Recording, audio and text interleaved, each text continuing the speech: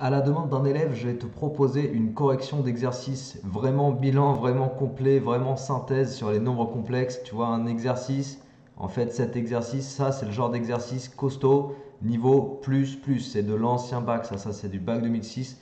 Donc là, clairement, sur les exos comme ça, si tu t'exerces avant ton contrôle et que tu arrives à faire ce genre d'exo, tu es tranquille. Là, tu peux aller chercher les 18 tranquillement parce que ça, c'est du vrai exercice bilan synthèse, d'accord? Donc, on va se faire la correction de cet exercice.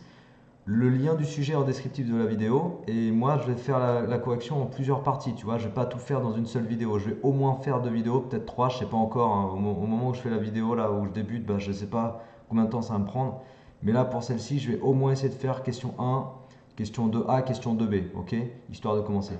Alors dans cet exercice on a une histoire de transformation du plan complexe, j'en parle dans d'autres vidéos ça, c'est-à-dire qu'on a un point M du plan d'affixe Z, on va associer un point image M' d'affixe Z'. Et tu as une relation en fait entre Z' et Z. Cette relation elle est donnée ici. Voilà, c'est celle-là là. Z-1 sur Z plus 1. Donc Z' égale Z-1 sur Z plus 1, d'accord? Et donc, considère que ça c'est comme une fonction du plan complexe. Et pour la première question, on t'interroge sur les points invariants par cette transformation du plan complexe. Un point invariant, c'est quand le point M', donc le point image, est confondu avec le point de départ. C'est-à-dire que tu pars du point M, tu retombes sur le point M en fait. Et donc M' égale M. Et donc le fait que M' soit égal à M te permet de poser cette égalité Z' égale Z.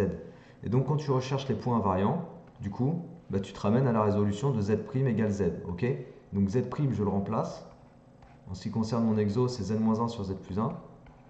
Et donc tout simplement, la recherche des points invariants, ça se ramène à une résolution d'équation. Voilà. Et en général, quand tu as équation avec des nombres complexes, bah, tu vas te ramener bien souvent à une équation du second degré. En tout cas, ici, c'est apparemment ce qui va se passer. Tu vois, si je développe, je me ramène à ça. Si je soustrais z des deux côtés, je me ramène à z carré égale moins 1. Je pourrais conclure ici, mais je vais plutôt passer la chose sous une forme d'équation polynôme du second degré, ok? Voilà. Je vais mieux écrire ça pour que tu vois plus clair. Et puis là, en fait, tu as un polynôme du second degré, enfin une équation polynomiale du second degré, qu'on va résoudre. Donc en posant le coef A il vaut 1, B il vaut 0 parce qu'il n'y a pas de Z, C il vaut 1. Donc B vaut 0 parce que là-dedans, il n'y a pas quelque chose fois Z, hein, d'accord? On est OK sur ça. Donc tu calcules le delta. Tu connais la formule par cœur normalement. Alors ça te fait 0 moins 4 fois 1 fois 1, donc ça te fait moins 4, c'est négatif. Du coup, tu as deux racines ou deux solutions complexes conjuguées. Deux solutions complexes conjuguées. Donc les solutions complexes conjuguées, tu as Z1, c'est moins B, donc 0, moins I racine de moins delta sur 2A. Donc ça te fait 2I sur 2. Attends, ça te fait moins 2I sur 2, pardon. Ça te fait moins I. Et puis après, Z2, du coup, comme c'est le complexe conjugué à Z1, ça te fait plus I. Ok? Donc finalement, qu'est-ce qu'on peut conclure? Ben, on va conclure que tu as deux points invariants. Deux points invariants que je vais appeler M1 et M2, ok? Alors le point M1, il a pour affixe Z1 égale moins I du coup. Et puis le point M2 a pour affixe Z2 égale plus I. Voilà. Ok? Donc pour la recherche des points invariants, c'est juste ça qu'il faut que tu saches faire. C'est pas très compliqué. Si tu as une question comme ça, c'est toujours le même déroulé. Ok? Allez, question suivante.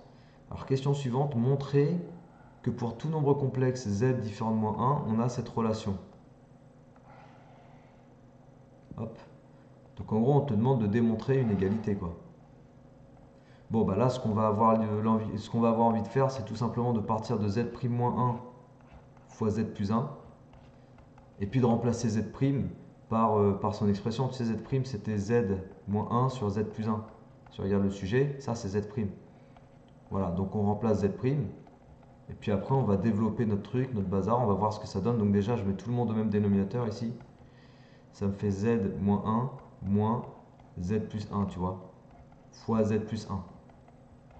Alors tiens, regarde, Z plus 1, boum, parce que Z est différent de moins 1, du coup, bah, je peux simplifier par Z plus 1. Je peux diviser le numérateur et le dénominateur par Z plus 1. Donc au numérateur, il va te rester Z moins 1, moins Z moins Z moins Z, 0. Il te reste moins 2. Ok, le reste, ça fait 1, quoi, d'accord? Donc, moins 2. C'est ce qu'il fallait, non? Ouais, c'est bon. Cette relation-là. Nickel. Bon, bah, CQFD. Bon, cette question, c'était pas très compliqué, hein. Là, pour le coup, ça, c'est assez classique comme question. Alors, question 3. Question 2b, pardon. En déduire une relation entre... Alors là, il y a des histoires de modules et d'arguments. Là, il faut que je te rappelle des petites choses. Là, il faut que je te rappelle des petites choses avant d'attaquer la question 2b. Alors, rappel, on va faire ça en rouge. Donc là, c'est en fait pour te dire en gros ce dont tu as besoin du cours sur les nombres complexes pour pouvoir traiter tranquillement la question 2b. Premier rappel, quand tu as le module d'une différence comme ça, ZB moins ZA ou ZA moins ZB, ça, dans le cours des nombres complexes, on t'apprend que c'est une distance. AB ou distance BA, on s'en fiche, mais c'est une distance. Ok? Donc première chose importante. Deuxième chose, quand tu as l'argument de ZA moins ZB. Argument de ZA moins ZB, pareil, ça, je ne sais pas si les profs le disent tous encore maintenant dans les cours des nombres complexes, parce que certains ont tendance un peu à trop dégraisser le cours, tu vois. Mais ça, c'est une formule qu'on doit retrouver dans le cours des nombres complexes.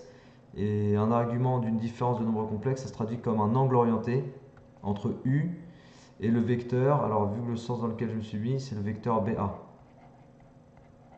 Ok? Alors, U, c'est quoi U? Tu vois, quand je suis dans un cercle trigo comme ça, U, c'est le vecteur unitaire que tu as ici, là. Ça, c'est U. Voilà. Ok, c'est lui qu'on appelle U. C'est le vecteur unitaire dans le plan complexe, quoi. D'accord? Donc, en fait, ici, typiquement, ça, c'est une formule. Si tu la connais pas, tu peux pas faire un exo comme ça en étant à l'aise. C'est impossible. Impossible. Dès qu'on te demande de parler d'arguments, si tu connais pas ça, c'est mort. Alors, autre chose encore, quand tu as module de Z1 fois Z2, c'est module de Z1 fois module Z2. Tu vois, tu peux traduire par le produit des modules. Et quand tu as l'argument de Z1 fois Z2, là tu vas pouvoir transformer en faisant argument de Z1 plus argument de Z2. Alors ça ressemble un petit peu d'ailleurs à une propriété de la fonction logarithme népérien. Si tu as fait le cours déjà sur les logarithmes népériens, tu reconnais un petit peu une propriété similaire. Ok? Allez, on va regarder la question du coup 2b. Donc tac, hop, question 2b. Donc il faut partir de la relation qu'on a démontrée à la question 2a, tu vois, celle-ci. Z'-1 fois Z plus 1 égale moins 2. Je vais la réécrire. Donc Z'-1 fois Z plus 1 égale moins 2. Et on te demande d'établir une égalité, une relation avec les modules, et après une relation avec les arguments. Alors oui, aussi, petite chose qu'on te dit dans le sujet, tiens. Je ne sais pas si tu l'as bien lu le sujet, mais tu as le point grand A qui a pour affixe petit a égale 1, et le point grand B qui a pour affixe petit b égale moins 1. On va le remarquer ça aussi. Donc ça, c'est les données.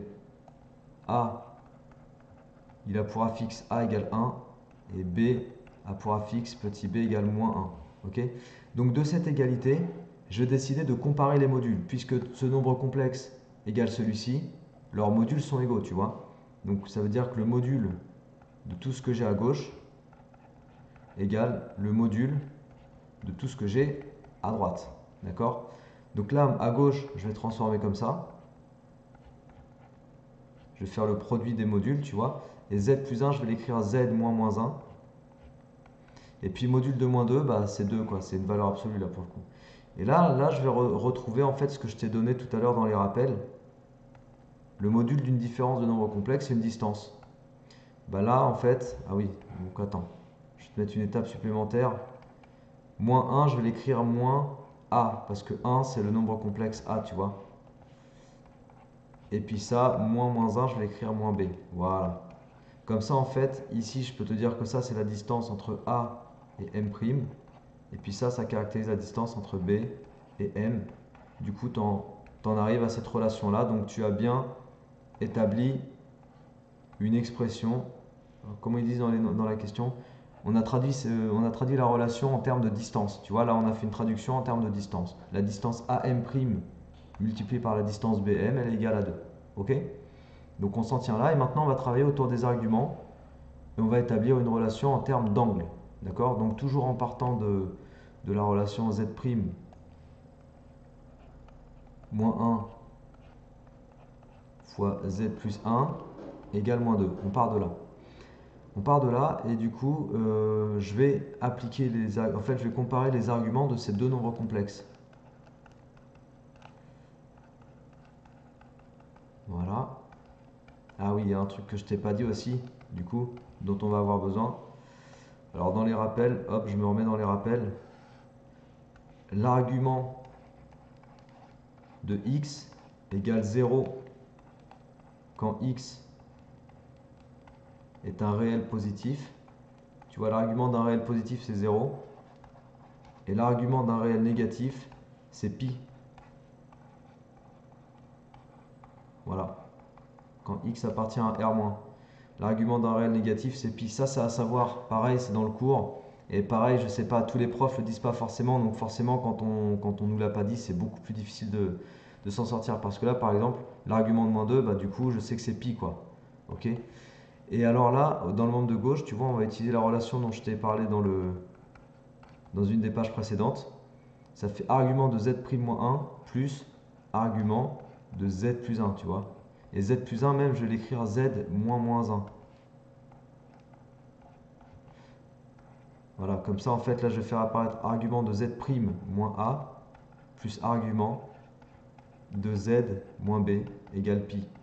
Et maintenant, pareil, j'utilise les propriétés que je t'ai rappelées tout à l'heure. L'argument de z' moins a, c'est l'angle orienté entre u et le vecteur, du coup, am'. Et puis l'argument de z moins b, c'est l'angle orienté entre u et le vecteur bm. Voilà. Et donc là, on a bien traduit, la relation sur une relation entre les angles. En relation sur les angles. Voilà, donc c'est fait, hein. Du coup, c'est ça qu'on te demandait, je crois. On pourra regarder la question. Traduire ces deux relations en termes de distance et d'angle. Donc c'est exactement ce qu'on a fait.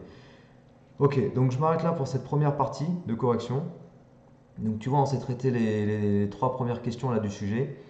Dans une vidéo ou deux vidéos, je pense que je vais le faire soit en une, soit en deux. Je vais traiter toute la fin du sujet. Je sais pas si je ferai la D parce qu'il faut construire les trucs et puis c'est un peu chiant de le faire là à l'ordinateur. Si je suis motivé, je vais faire la D aussi. Ok?